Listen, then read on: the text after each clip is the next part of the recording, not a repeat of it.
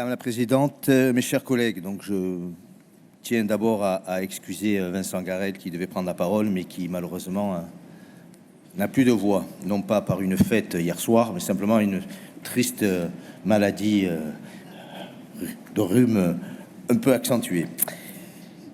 Nous voici donc à l'heure des choix de la vérité budgétaire. Au nom du groupe des radicaux de gauche et citoyens, je veux d'emblée placer ce débat sous l'égide de nos valeurs cardinales, la République, la laïcité et la solidarité. Ce budget primitif 2026 ne dit pas seulement comment on dépense ou investit, il dit qui nous sommes. Il dit comment nous défendons la République et nos valeurs républicaines et laïques. Pour mesurer cela, il faut parfois regarder au-delà des chiffres et voir ce que certains font dans la vie réelle, en dehors de cette Assemblée, parce qu'un discours politique a une cohérence où il n'en a pas. Depuis 2 ans, nous entendons ici régulièrement des attaques du groupe Rassemblement national sur le budget régional. Chaque année, les mêmes slogans, dépenses trop élevées, dettes galopantes, mauvaise gestion. Souvent sans propositions concrètes, souvent sans chiffres crédibles, parfois avec des erreurs factuelles avérées. Mais aujourd'hui, j'aimerais que l'on replace ces critiques dans un contexte plus large, parce que ce n'est pas seulement une opposition régionale, c'est une opposition idéologique qui s'inscrit dans un courant politique beaucoup plus vaste, transnational et incohérent avec la République française que certains ici prétendent défendre. Car ce qui pourrait sembler anecdotique est en réalité un signe profond de ce que certains font quand ils ne sont pas ici à critiquer nos politiques publiques. En janvier 2025, lors de l'investiture de Donald Trump à Washington, Louis Alliot, maire de Perpignan et vice-président national du Rassemblement national, ainsi que Julien Sanchez, député européen et ancien président du groupe RN au Conseil régional d'Occitanie, ont représenté officiellement le RN lors de cette cérémonie internationale. Je le dis sans jouer à amalgame mais avec une lucidité politique, ce n'est pas un déplacement de tourisme, ce n'est pas un séjour balnéaire, c'est une cérémonie politique lourde de sens au Capitole, organisée au cœur de Washington, symbole du pouvoir mondial. Ce voyage politique n'est pas neutre, Donald Trump étant un président qui défie les institutions démocratiques des États-Unis, l'intégrité d'élections certifiées, les propres lois de ce pays, au point qu'il fait face à des procédures historiques. Tout cela est documenté largement dans la presse américaine et internationale. On peut débattre de politique internationale, on peut avoir des divergences avec l'administration américaine, mais quand un parti politique français envoie certains de ses dirigeants assister à l'investiture d'un tel personnage, il y a un message idéologique. Et ce message résonne très fort dans le cadre d'un débat budgétaire où il est question de république, de laïcité, de citoyenneté, de cohésion nationale et de solidarité territoriale.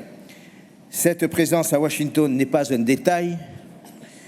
Elle dit quelque chose de la vision politique du RN, elle dit quelque chose de leur réseau, de leurs priorités, de leur espace politique de référence, et cet élément de contexte est une clé pour comprendre l'incohérence de leur critique ici aujourd'hui. Le budget 2026 que vous présentez, Madame la Présidente, c'est un acte de résistance. Nous faisons face à une triple injustice imposée par l'État, une contribution disproportionnée à la dette nationale, un matraquage spécifique des régions et un effort qui frappe d'abord les territoires les plus dynamiques comme le nôtre. L'impact financier est brutal puisque c'est 144 millions d'euros, ponction directe pour l'Occitanie, et comme vous l'avez signalé, c'est 500 millions sur 3 ans. Pourtant, là où d'autres auraient abdiqué, nous choisissons la résilience. Nos concitoyens ne nous demandent pas des envolées lyriques sur les plateaux TV parisiens, ils nous demandent si le train sera à l'heure, si le lycée sera chauffé et si un médecin pourra les soigner. Ce budget répond présent avec 3,540 milliards d'euros. Nous maintenons le cap sans augmenter la pression fiscale sur nos entreprises, car nous sommes des élus de la réalité, pas de la facilité. Je veux ici saluer le travail des élus de notre groupe RCG qui incarne cette gauche du réel. C'est Didier Codorniou, qui déploie l'urgence conchylicole face aux crises de l'étang de taux. C'est Marie Castro qui bâtit à nouveau le plan régional de formation 2027-2030 pour former 77 000 personnes et gagner la bataille de l'emploi. C'est Florence Brutus qui pilote avec ténacité un SRADET d'équilibre. Et je ne parle pas bien évidemment des autres vice-présidents qui travaillent tous les jours pour permettre ce développement. Madame la Présidente, l'Occitanie ne sera jamais la cigale que certains aimeraient décrire pour masquer leur propre échec. Nous sommes une région stratège, nous investissons 1,148 milliard d'euros pour l'équipement en 2026. Nous recrutons notre 150e médecin salarié et je voudrais juste rappeler que, effectivement, si vous n'êtes pas dans les territoires, moi qui suis dans une région rurale, j'ai mon collègue Régis Bael qui pourra vous dire combien les 2 médecins qui sont au Vigan ont permis à ce territoire de ne pas mourir. Ça, c'est pas du blabla, c'est de la réalité. Donc, pour briser les déserts médicaux, nous rouvrons les lignes comme Montrejau-Luchon. Ce budget primitif 2026 est l'expression d'une majorité régionale qui protège les services publics, investit dans les mobilités durables et l'avenir, soutient les territoires, assume ses responsabilités face aux aléas économiques. Il ne se compte pas de critiquer, il agit.